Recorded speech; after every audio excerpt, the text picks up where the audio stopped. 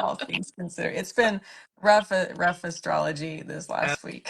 Okay, okay.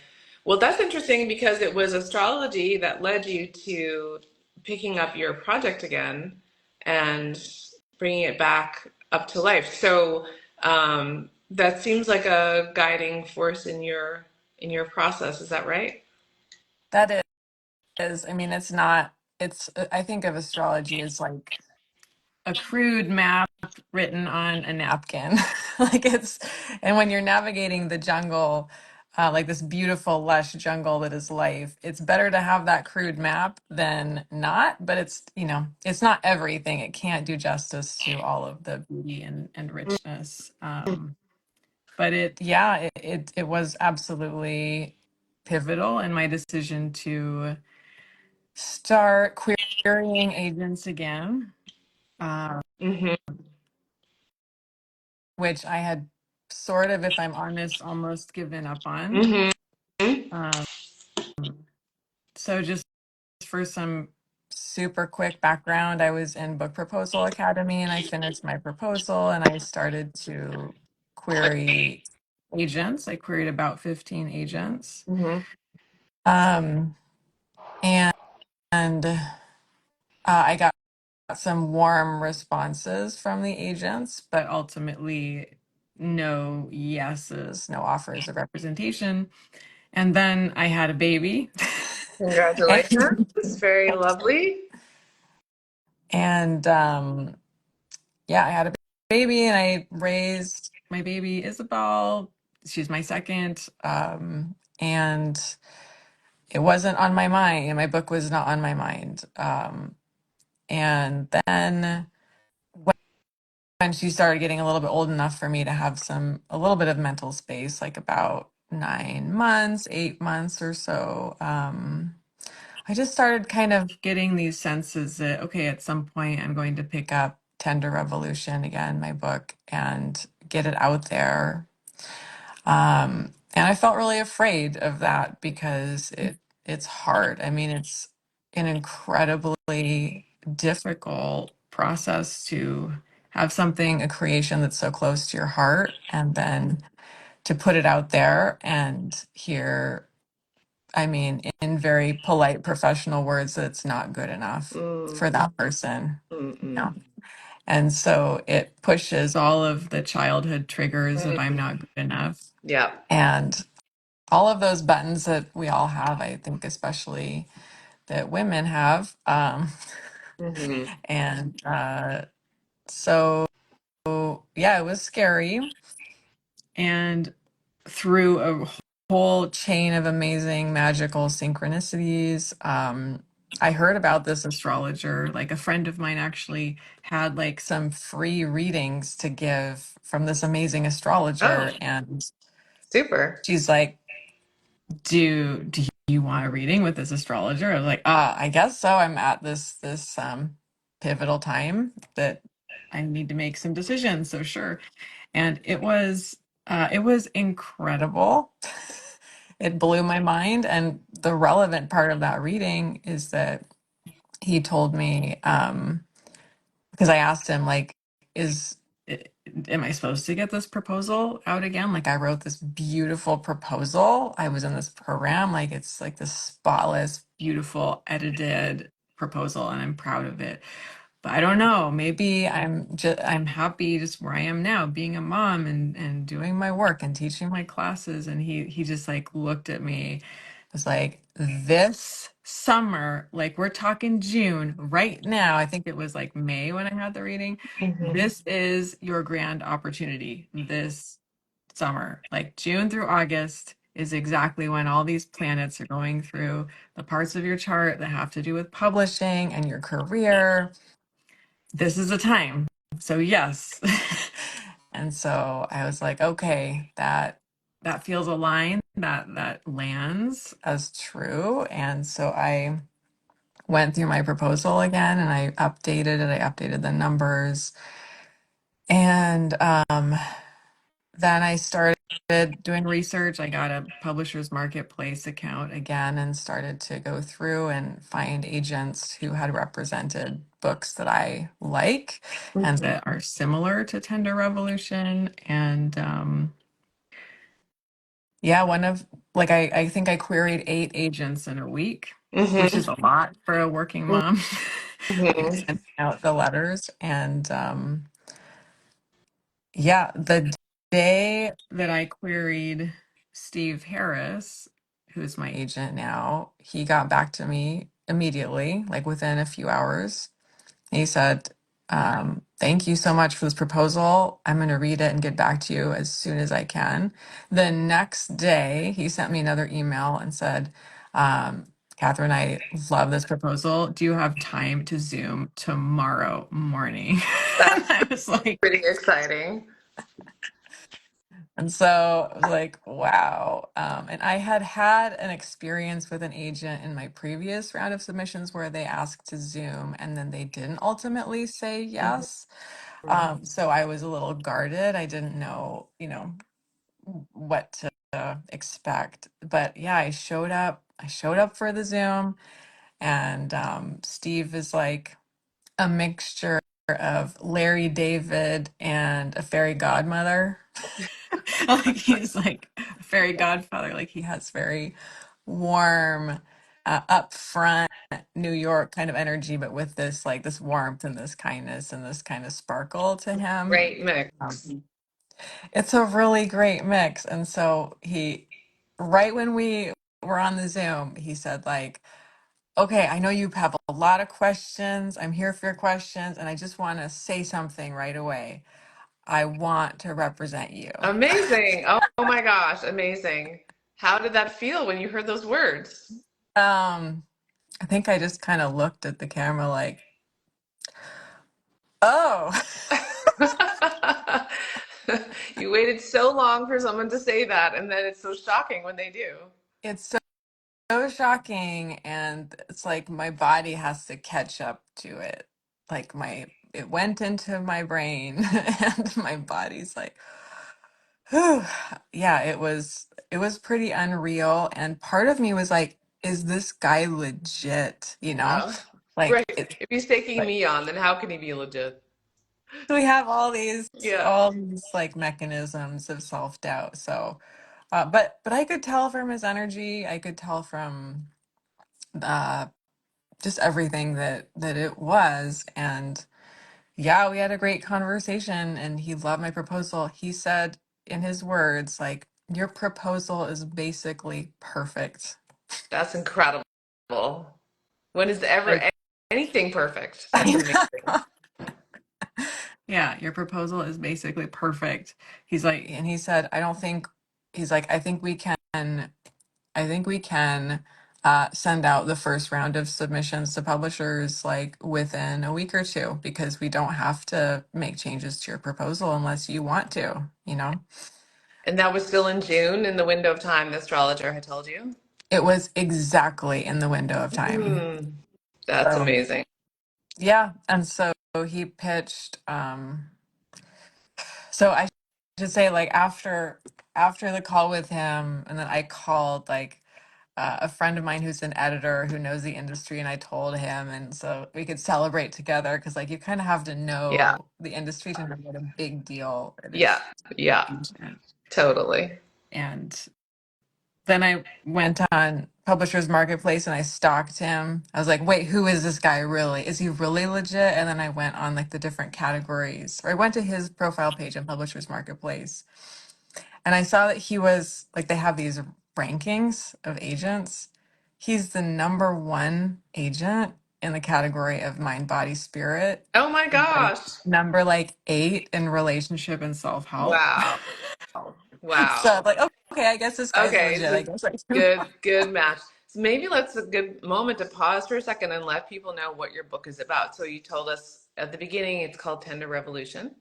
That's right. So yeah, Um, tell us a little so more about it.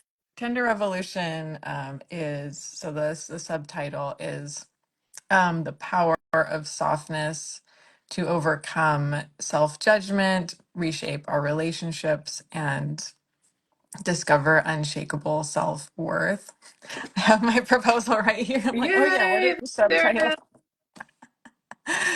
Um, and it is a framework. So I teach a framework in the book, a 4-step process that helps people make our emotions less scary and actually transform by going through those emotions, transform them into a greater capacity for love, a greater capacity for empathy, and ultimately to help us create the world that we want to live in, which is a world of where we desperately need more empathy and compassion, particularly for people who are different from us.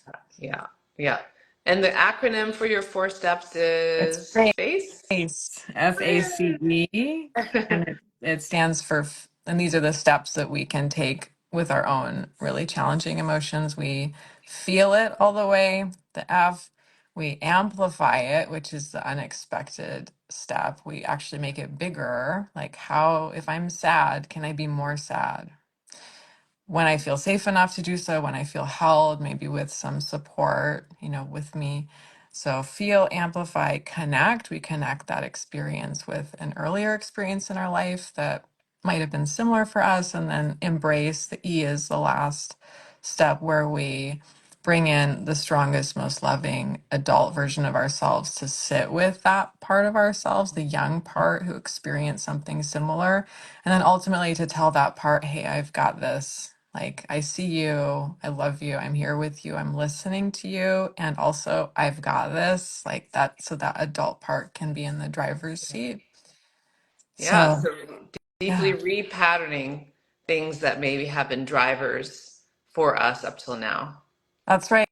And in the world that we live in where we're afraid to feel, what often happens is that our own triggers and self-hatred and insecurities get projected at other people, and that's how violence Mm, happens. Right? yeah. That's how the dehumanization of others happens. Is Mm, actually our projected mm. self-hatred, our projected feelings of unworthiness, right? That we have to other them, that we have to create Because them. we don't have the capacity in ourselves to handle our own feelings. That's right. Yeah, Yeah. yeah. Amanda says, reminds me of the heal method. I'm Oh, not I, familiar with that. Are you, Catherine? I am not. Yeah, I'd really like to know more about that. Yeah. Okay. Thanks, Amanda. It's a good tip. So back to Steve. He calls you. He's excited. He's like, I don't have any more questions for you. It's all laid out here in your proposal. It is. It You is. have done, I am the number one agent in mind, body, spirit connection, and I don't have any questions for you. That's Oh, right. that's amazing. Oh, Rick Hansen. Thanks, Amanda. Yeah, so that in itself is high praise. It, it's high praise, and it says a ton about the program that I took, your program. Oh yes, Book Proposal Academy, the incubator where we ask you all the uncomfortable questions. It's so true. Yeah, I mean, I really felt prepared um through having a really great proposal, and like we talk in the program about finding an agent, what it takes, and like we go into the emotional gritty reality of showing up and presenting your heartfelt labor to the world, and Yeah. hearing a lot of rejections. And I think I came up with the term rejection Yes, resilience. such a great term. Uh, that's something that I did not personally have before this process, and I felt very much um like a hermit crab without a shell, Uh-huh. like a very Uh, vulnerable, soft, squishy thing. And uh, yeah, and I did develop, and I am very much right now in the process of developing that resilience, because it keeps going. The the rejections keep coming. can you define that for people who are here? Such a great term, rejection resilience. Yeah, rejection resilience is the ability to recommit and keep recommitting to belief in yourself. and the value of your offering, no matter what others are saying about it. Yes, it's so good. It's so good to have a term, helpful to have a term for this because any author is going to go through rejection. Any author. It doesn't matter. So for you, it's a first book, first time author. So everything is a learning curve, and the rejection part of it is particularly painful, but it's not like second or third time authors don't also feel things, of course. But having the resilience to go through this process is something that you build, and maybe also you weren't expecting to have to build it. And those two things together, not just the rejection, but the surprise that you have to have the resilience to go through that, can make it quite strong at the beginning. So Yeah. I love it that you came up with this term and that we can put a name on it and say, okay, my resilience in this department we need to do some reps here. We don't quite have the buildup of strength. We're not quite used to this, and we're gonna get there because it doesn't take away from the um, the efficacy of the idea or the need to hear what you have to say. It doesn't, actually not, it's not always a judgment of the project. It often has to do with a lot of other things. But Yeah. when you're the person putting yourself out there, of course, it's going to feel very personal. Yeah. And I think it's especially hard in the agent querying part because you don't have a cheerleader yet. You don't have somebody who in the industry who believes in you yet. You're just all out there on your own, pitching yourself, and you have to find your own yes in the midst of hearing a lot of no. And that's actually the words of Catherine Gray, who I was talking to last night.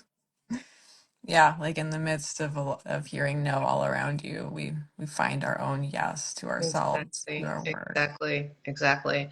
So Steve took your project and he's like, let's go. And you said, yes, let's go. We're ready. You knew the astrologer was saying, we got green lights, so let's do this. And then you jumped into submitting and you've been submitting and had some good interest. This is a whole new phase. And that's its own process that's taking its own journey, which you also need resilience for because it's not it hasn't been an immediate like yes we're going to do this. So but you're getting really great positive responses. So tell us a little bit more about how this journey has been so far with Steve and approaching publishers. Yeah. Um, gosh, it is a roller coaster. It is every emotion. And yeah, he submitted to 13 publishers on the first round.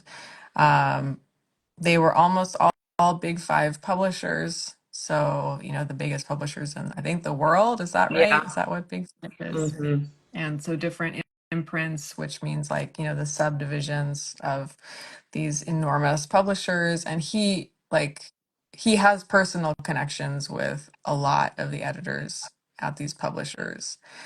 So if somebody is unfamiliar, what an agent does is they sell your book to the editors, the acquisitions editors at these various publishers. So the acquisitions editor is usually the person who decides what gets published and what doesn't get published at a particular publishing house.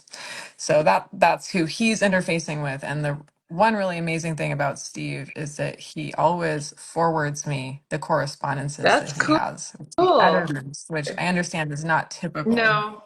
Mm-mm. And he always sends me updates. So he forwards, like every time a publisher says, like, oh, thanks for sending this, Steve, I'll get to it right away. He forwards that to me, even those little correspondences. It's great. So he wants you to know he's on it. Yes. Yeah. He's very author centered. And he sold himself like that right away on our initial call. He's like, just so you know, like, I love being there for authors. I have a special place, for new authors, and I think your book's going to sell really fast. And one thing about me is I always keep my authors up to date, and not all agents do that. And uh, And he's and been true to that. So that's he's awesome. been absolutely true to that. Yeah. So yeah, so like that first week after the first round of submissions was a huge high because I Yeah. was seeing emails in my inbox from Penguin Random House Yeah. and like sounds true and like I mean Simon and Schuster, I mean all of the big Yeah. ones, Harper Collins, like whoa. I was like, wow, Steve is like addressing these people on a first name basis and talk about their vacation and Yeah. like this is wow, this is like really a relationship centered industry.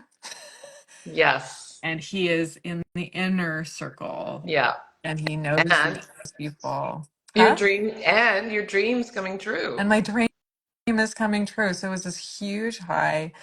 And uh yeah, is it okay to talk about specifics or is that like a confidential thing? Like what different publishers said? No, I think you can talk about it. Okay.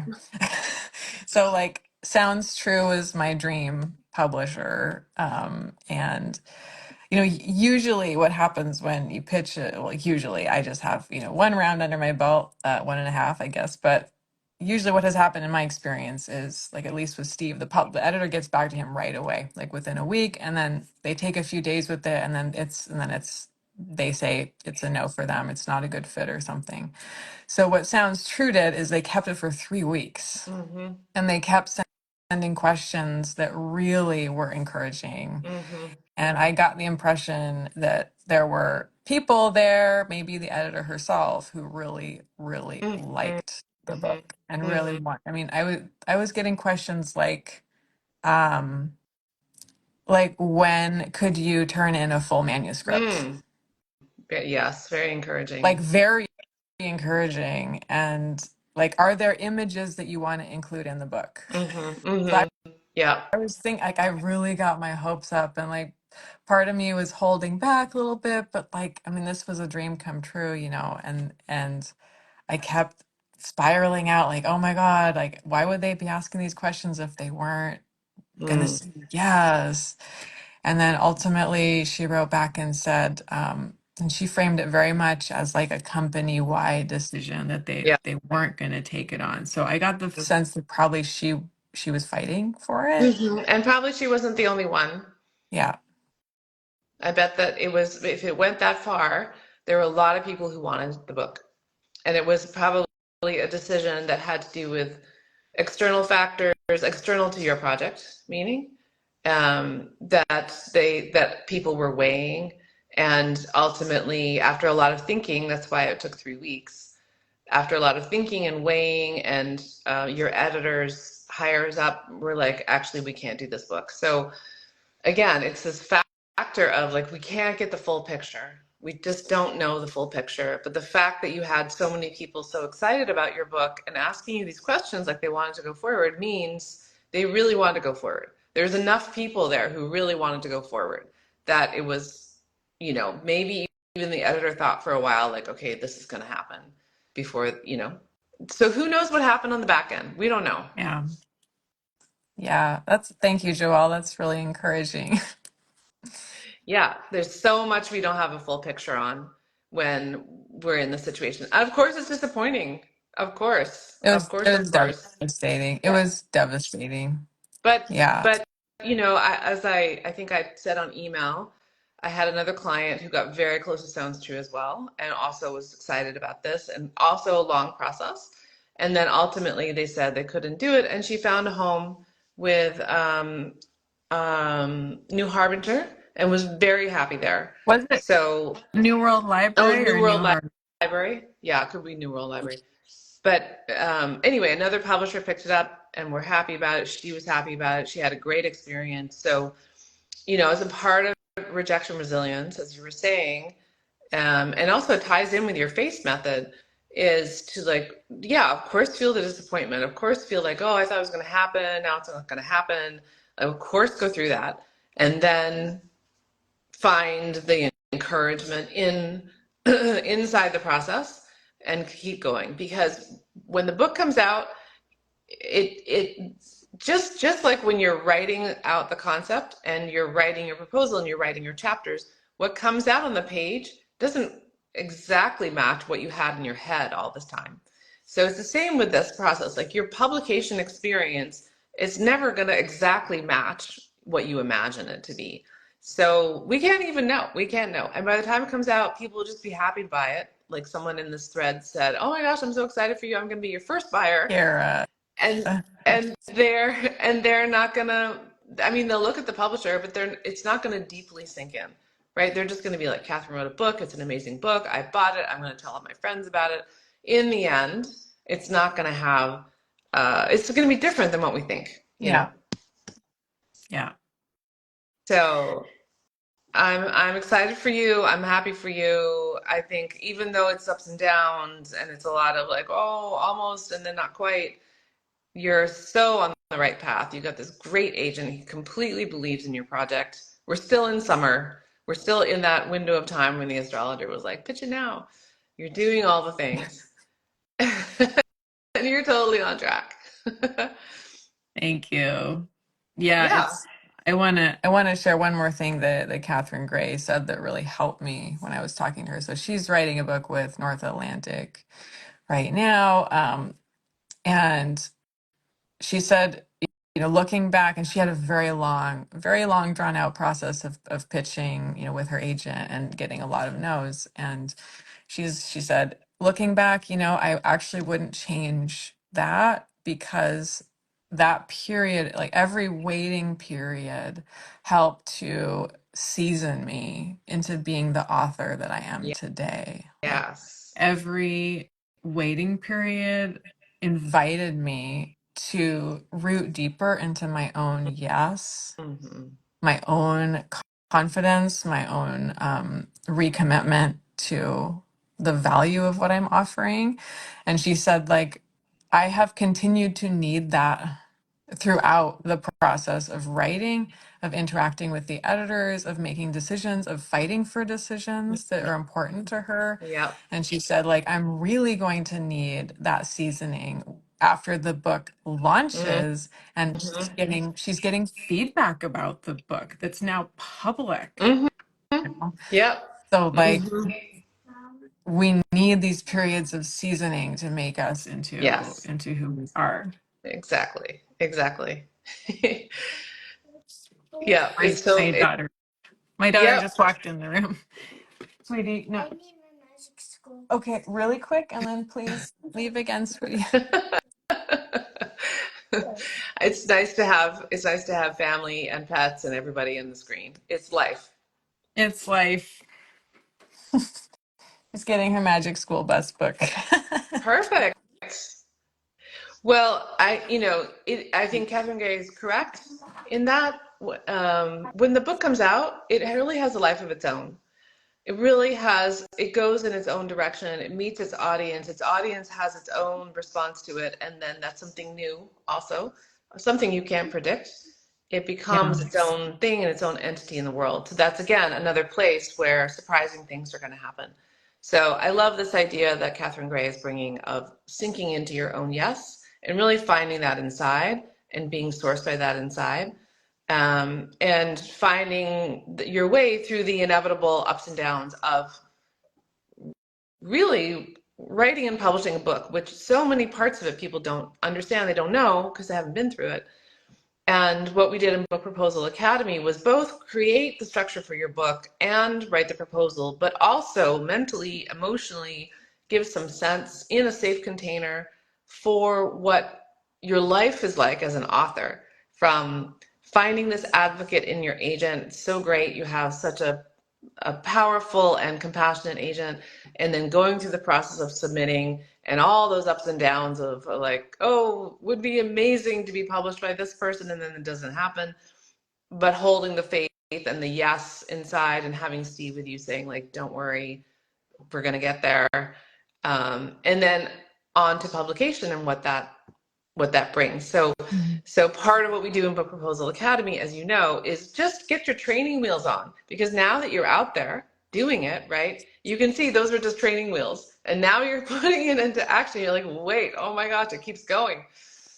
That's what we hope to set you up for. And I think that no matter what your internal experience is, like, oh, wish that this had happened faster, or, wish that this had happened, you actually went through the process of figuring out your book, putting the proposal together, going out there and pitching in exactly the way where you could have the maximum resilience and satisfaction of seeing your ideas come to life. Like, you're really just textbook example of how to do it.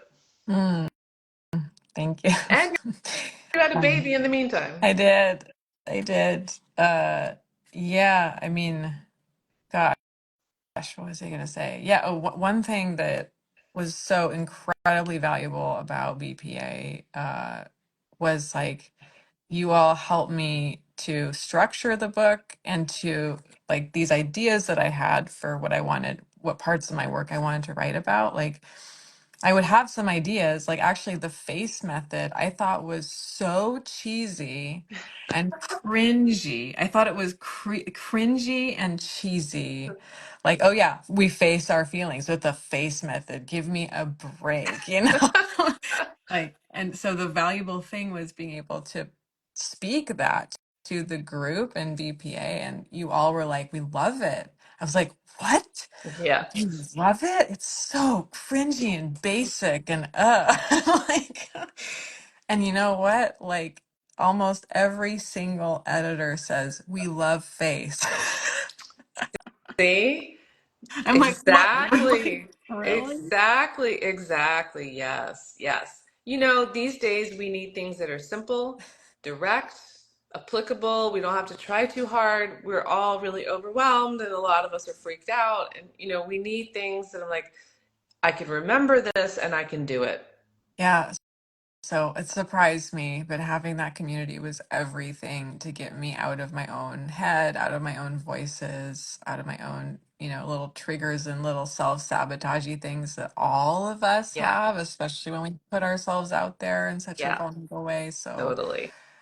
it really made me the author. Like I'm doing my best now even to live into I am an author. I am an author right now. Like nobody has to make me an Yeah, author.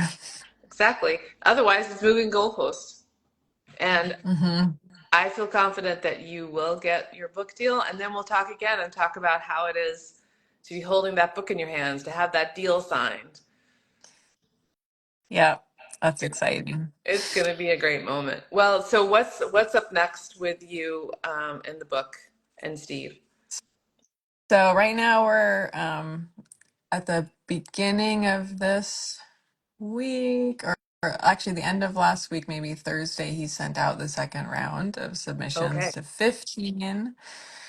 So 15 publishers, some of which are also big five.